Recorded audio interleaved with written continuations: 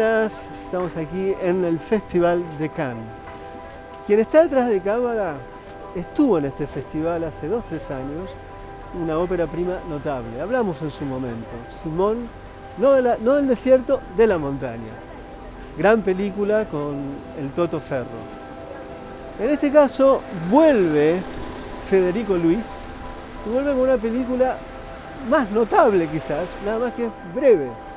Es un corto, está en la competencia oficial y todavía estamos en el momento que empieza el festival. Me voy a animar a hacer un pronóstico. Es bastante probable que para los oponentes o para los contrincantes, el título en español, quizás sea la película ganadora. Veremos si tengo razón o no.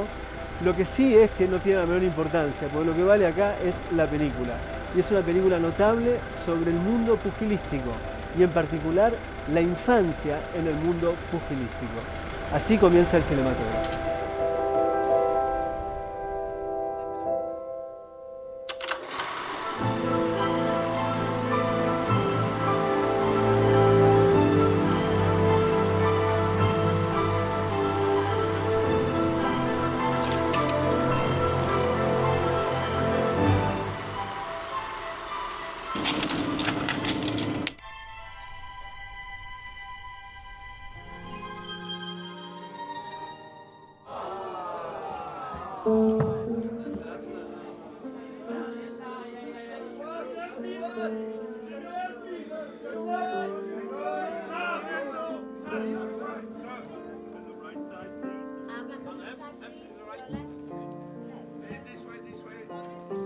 I really find the energy, the crew and the story in such unexpected and different places. Muy buenas.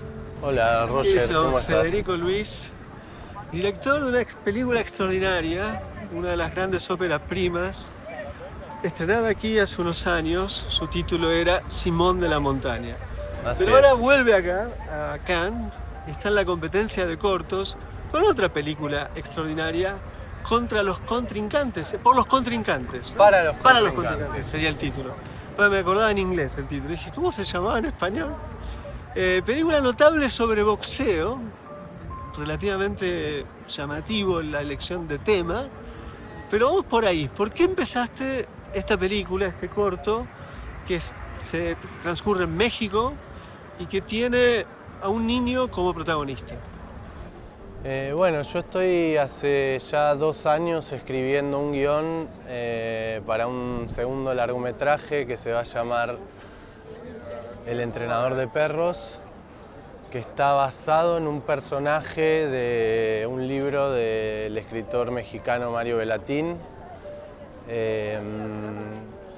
Y bueno, y a partir del proceso de escritura de ese guión fui conociendo más a Mario y yendo a visitarlo a la Ciudad de México para mostrarle las cosas que iba avanzando. Y él tiene una particularidad que es que no le gusta mucho conversar sentado, Como nosotros. que estamos haciendo ahora.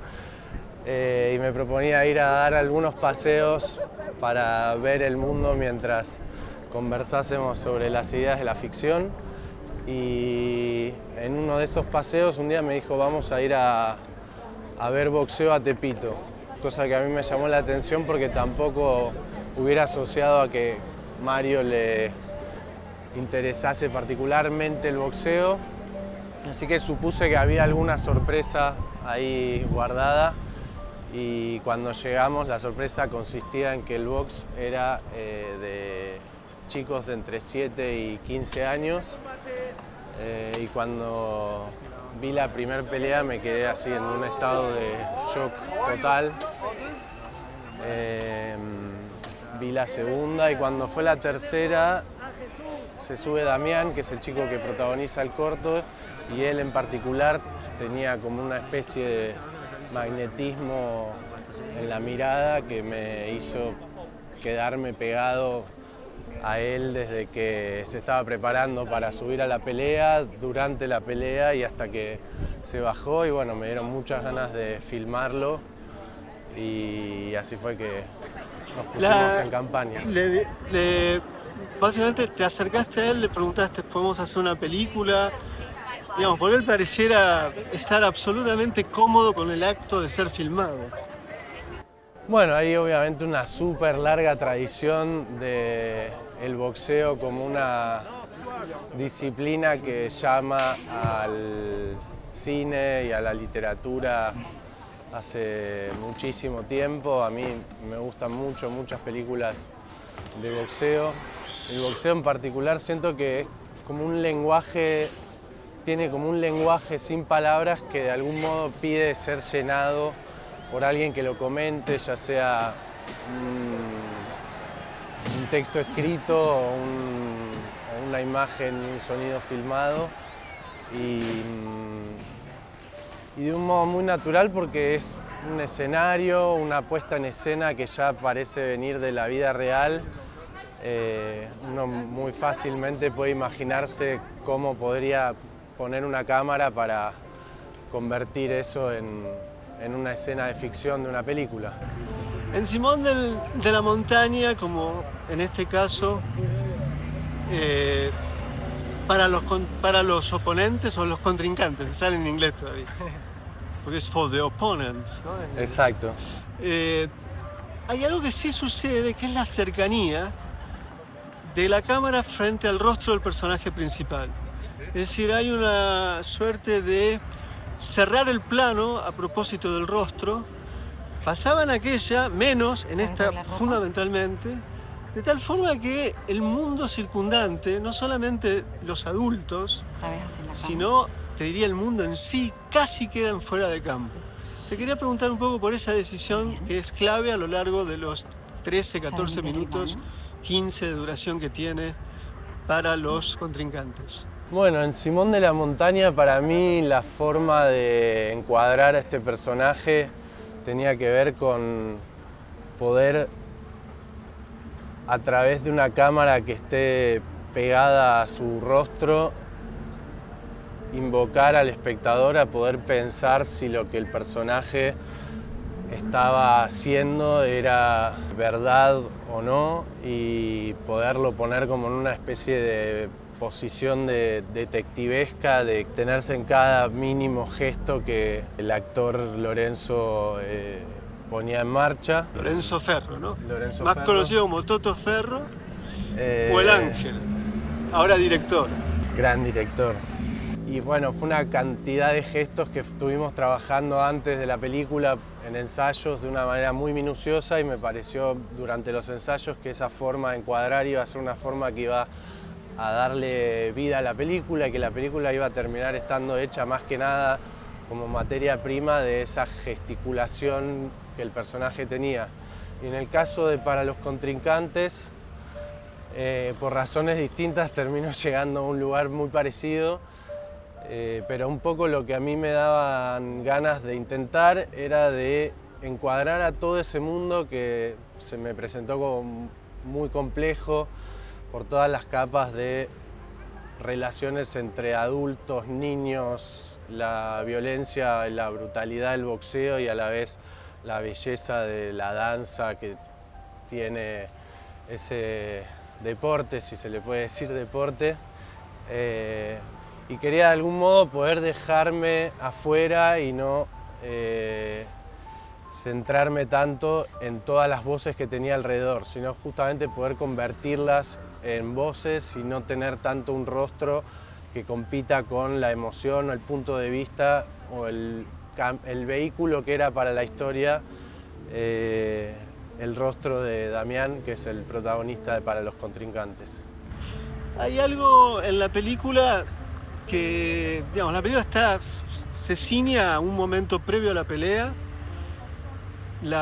que ahí es donde se ve que es desgarrador el vocabulario con el que se le explica a este pequeño boxeador los riesgos de lo que está por hacer. Es decir, hay la relación entre la mandíbula, el cráneo. Ese tipo de cosas son elementos que vos escribiste, es algo que tomaste de allí. Porque hay un elemento, si bien la película se inscribe en una ficción, hay elementos evidentes que están tomados de un elemento, llamémosle, de una dimensión documental. Entonces te quería preguntar sobre la escritura en particular, si eso es algo personalmente que has hecho, que has pensado vos, o simplemente es entre comillas, un robo de lo real. Bueno, a mí me interesaba conservar lo más posible la textura ultra real para la película, de la emoción que yo había tenido cuando visité por primera vez el gimnasio de Morelos en Tepito, donde tenía lugar este evento de peleas con niños. Y esos textos son textos que la primera vez que estuve no escuché, pero de algún modo sentí. Había alguna sensación en el aire del dramatismo que la disciplina tiene, ¿no? Y como estos boxeadores niños de alguna manera parecían boxeadores profesionalísimos de la más alta competencia, y esa situación de poner en ese lugar a los niños es un poco impactante. Y después, en realidad, cuando ya con la conciencia de sí estar en plan de hacer una película, empecé a escuchar, empecé a encontrarme con todos esos textos que francamente eran mucho más impresionantes, los textos de la vida real, que los que yo había escrito. De hecho, fue muy interesante porque como esta película decidimos filmarla en 16 milímetros, un poco porque quería tratar de, con las herramientas del cine, poder ponerme a mí como cineasta en una situación de riesgo parecida a la que tiene el personaje y no tener tanta opción a la segunda toma. Para mí y para todo el resto del equipo, saber que la toma que estábamos haciendo era la única, así como durante la pelea esos rounds son los únicos que hay. Y particularmente encima el carrete de la película 16 milímetros dura aproximadamente 10 minutos, la pelea también, entonces había algo que mágicamente encastraba a nivel tiempo. Y entonces, cuando la cámara se estaba preparando y todo el mundo previo a empezar a filmar, yo sí me pude ir con el sonidista, ya preparado, todo microfoneado, empezar a escuchar conversaciones y a empezar a grabar cosas solamente de sonido antes de empezar, y así fue que empecé el mismo día del rodaje a descubrir algunas de las cosas que me parecía que resaltaban, algunos puntos que me parecían interesantes para poner al espectador ¿Cómo te sientes? en esa sensación de abismo que está el personaje. Ya vamos a hablar de los cortes en la pelea, que me parecen fundamentales y extraordinarios. Pero eso en la segunda parte. ¿Usted es su tutor? Sí. Mire, aquí quiero que me ponga sus datos Muy de él. bien. Yo, como manager, entrenador, de nombre tal, me responsabilizo.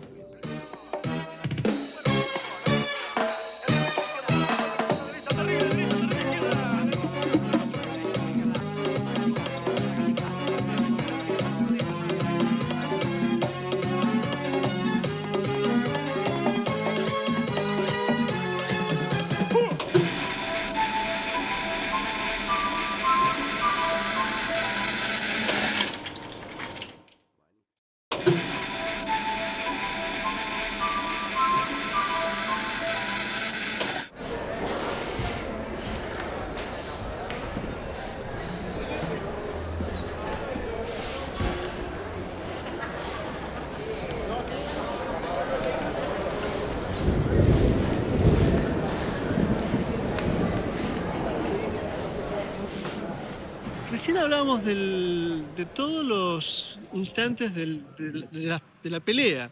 Hay algo que me pareció notable que son los cortes. O sea, por momentos es difícil descubrir el cambio de corte. Como no es un falso raccord lo que haces, pero es un raccord extraño, porque no es un raccord de continuidad, tampoco es de una gran discontinuidad, pero sí es, en principio, una forma muy peculiar de pensar los movimientos del cuerpo en la lucha, que además también te ceñís a él. Te quería preguntar, ¿qué concepto de montaje estuvo allí por detrás, o simplemente es en relación a lo que hay, la forma de encontrar una movilidad, una dinámica de los planos? Bueno, son muchas cosas en las que pienso, porque el proceso del montaje fue extremadamente más largo que el proceso del rodaje. y tuvo mucho que ver también el montajista Andrés Medina, con quien ya he trabajado en muchos otros proyectos, en encontrar el tiempo que pudiese darle más luz a la emoción que iba llevando cada una de las tomas. Un poco con la intención de ver hasta dónde aguanta cada toma, un poco también de nuevo como hasta dónde aguanta el boxeador y hasta dónde ese estado de agotamiento que él mostraba y que a mí me resultaba muy emocionante y que me hacía acordar ese momento en el cual uno es niño y llega a un estado de agotamiento tan extremo que todo se vuelve un poco psicodélico. La idea era en el montaje también tratar de extender los planos hasta que no hubiese otra opción que cortarlos, y tenía la opción también de, como el boxeo mismo decíamos, ¿no? tiene como una dramaturgia que se puede parecer también en sí a la narrativa, ¿no? Como una narrativa súper caprichosa que en cualquier momento, en fracciones de segundo, puede hacer un giro muy grande, igual que puede pasar con el montaje. La pelea nosotros la rodamos tanto en un contexto real, por los puntos, en un evento real similar al que yo me encontré por primera vez, y después la volvimos a rodar una vez que ya habíamos conocido cómo había resultado y cómo había terminado la pelea real. La volvimos a filmar para reconstruir algunos momentos en particular, y entre esas dos peleas, como por decir la pelea real y la pelea menos real, porque era también real, pero un poco menos, poder tratar de encontrar un recorrido para llegar al punto final de la pelea, que es como el punto máximo al que el corto todo el tiempo está construyendo para llegar, y que cada uno de esos cortes nos pudiesen ir dibujando un recorrido emocional de la pelea que pudiese ser una pelea más cinematográfica que deportiva. También es una pelea de los que son vencidos, ¿no? 30-26, 30-26, 30-26, dicen los tres jueces, y vos te quedás constantemente con tu personaje, que es el vencido. También esperás ese momento que se sabe a menudo, que hay una dimensión de fraternidad a veces entre los boxeadores. Quizás hoy un poco más perdida esa fraternidad, en el pasado era mucho más habitual, en función que había en el fondo siempre una suerte de identificación de clase. El boxeo nunca deja de ser un deporte de un conjunto de personas que vienen de las capas más bajas de la sociedad, cosa que es fundamental en esta película. Entonces te quería preguntar el trabajo sobre el sonido en esa parte, y ahí sí, la dirección con el chico, porque ese momento ya no es él haciendo de boxeador, está interpretando algo que probablemente no quisiera que se suceda en la vida real, que es perder una pelea. Bueno, cuando preparamos el corto, el boxeador que elegí para que fuese el protagonista no solo tenía para mí unas cualidades muy fuertes para ser un actor de una película, sino que también las tenía como boxeador. Y una de las decisiones previas al rodaje fue tratar de encontrarle un contrincante que fuese el mejor posible para que realmente la pelea fuese una pelea que ninguno de los dos supiese cómo iba a salir. Y en ese sentido también yo pienso mucho en el boxeo y los contrincantes también, cómo los contrincantes en el fondo son un poco un reflejo distorsionado de uno mismo, y es difícil encontrar el límite en el cual las virtudes propias son eso en sí mismo o son más los defectos del contrincante. Y en ese sentido lo mismo sucede con lo que la cámara le ponía de presión como contrincante exterior, y un poco también como el movimiento que tienen los adultos sobre ellos, ¿no? Y toda la presión y la expectativa que hay sobre ellos, se le agregaba la idea de que ese día la pelea iba a ser filmada, iba a convertirse en una película y Claro, que no tremendo. estaba preparada para ver que él ganase o perdiese, entonces Claro, vos no sabías si ganaba o perdía. totalmente. Ese era para mí Para mí era más importante filmar su reacción real. Indeterminado. Indeterminadamente fuese sobre ganar o sobre perder. Y la verdad es que fue realmente una sorpresa la pérdida. Después, analizándolo, puedo darme cuenta de que probablemente Perdió porque estaba siendo filmado. perdió porque estaba siendo filmado. Y Ganó el otro sentido. claro, ganó convertirse en un grandísimo actor porque perder en la pelea real. Yo de hecho me acuerdo un momento en particular que es cuando él pierde, a mí siento que pierdo yo también y me da una tristeza tan grande y cuando lo veo a él llorando me pregunto si seguirlo filmando ¿O no? está bien o ya se vuelve como un poco abusivo por parte de todo el andamiaje cinematográfico sobre ese momento tan frágil. Entonces, un momento de cortar y acercarme a él y tuvimos esta charla en caliente en el medio de todo ese caos que es el post pelea mientras ya se está preparando la siguiente pelea y él aguantando el llanto y yo contándole que para la película probablemente ese llanto era lo más emocionante que iba a tener y que si ahora él, como el actor, estaba de acuerdo en que sigamos filmando y que él pudiese actuar eso que acababa de pasar. Entonces es como que en el momento en el que él está llorando en la película es una mezcla muy rara del llanto real por perder la pelea y el llanto en el que él ya le da rienda suelta a llorar porque sabe que ese llorar ahora tiene otro significado. Extraordinario, ¿no? No, esto que estás contando le da una solidez, ¿no? que tiene la película, es una solidez que tiene y que nunca la pierde, ¿no? Es absolutamente notable lo que me contaste, desde el punto de vista de cómo se constituye una escena, ¿no? Hay algo particular en ese momento, que es la aparición de las familias. Me da la impresión que hay el padre, creo que es un actor conocido de México, pero luego hay como un abuelo, uno puede pensar que es un abuelo, también puede pensar que hay amigos o hermanos. Contame un poco de ese momento. Bueno, el actor que hace su padre son todos actores Mexicanos conocidos. Mexicanos, no, independientes. Debutantes. Todos. Hay uno que se parece mucho a otro.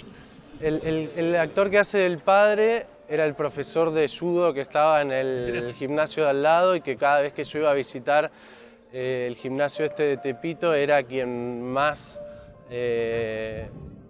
me hizo sentir bienvenido y me fue llevando por el barrio y me hizo dejar de sentirme tan un extraño como me sentí la primera vez.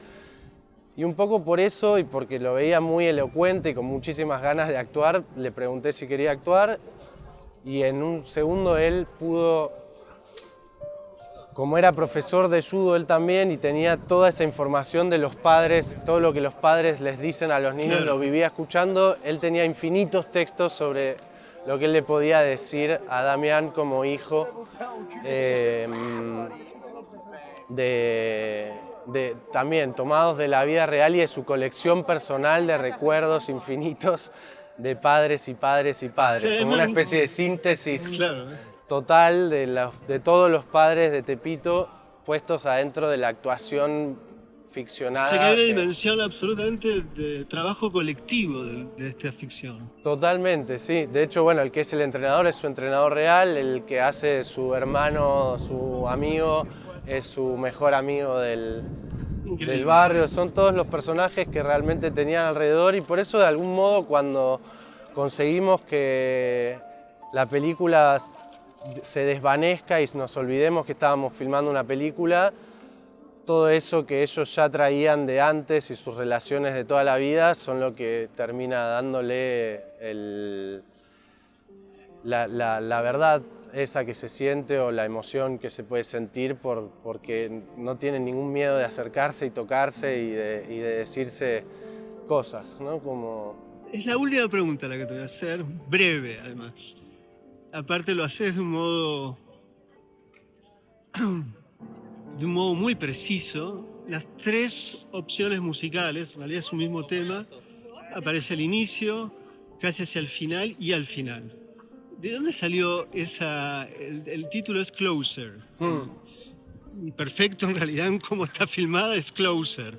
¿De dónde salió ese tema? Porque remite a algo que yo te decía que vos no conocías, a una película de Takeshi Kitano de boxeo. Ajá. Y tiene algo, como es japonesa la canción. ¿Cómo se te ocurrió? ¿Por qué apareció eso? Bueno, Andrés Medina, el montajista, siempre es un gran referente para mí en cuanto a lo musical, porque de hecho ya cuando empezamos a ver material, él mutea la pista de sonido para que primero veamos más imágenes y seleccionemos más algún tipo de cuestión relacionada a eso y vamos escuchando música encima. Y por alguna razón, cuando esa música se juntó con esa imagen, algo de eso había. Y de hecho, cuando nosotros terminamos sintiendo que esa música era la que tenía el color exacto para no teñir demasiado, pero para sí poder ayudar a la emoción que en ese momento sale de las personas que están siendo filmadas, le escribimos a estos dos compositores, que son dos hermanos japoneses, y les contamos que nos había pasado esto, de que su canción se había ido como quedando adentro de nuestra película. Dijeron que sí. Ellos vieron la película y nos escribieron un mail muy lindo contando toda la emoción que les había producido ellos y que les hacía sentir que esa emoción que había en esos chicos filmados era una emoción parecida a la que ellos habían sentido cuando habían compuesto esa canción. Así que es una especie de cuentito perfecto. Perfecto.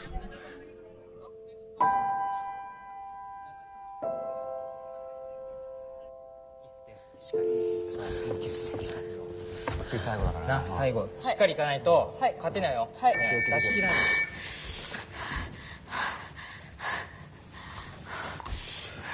ラウンド4ラストラウンド。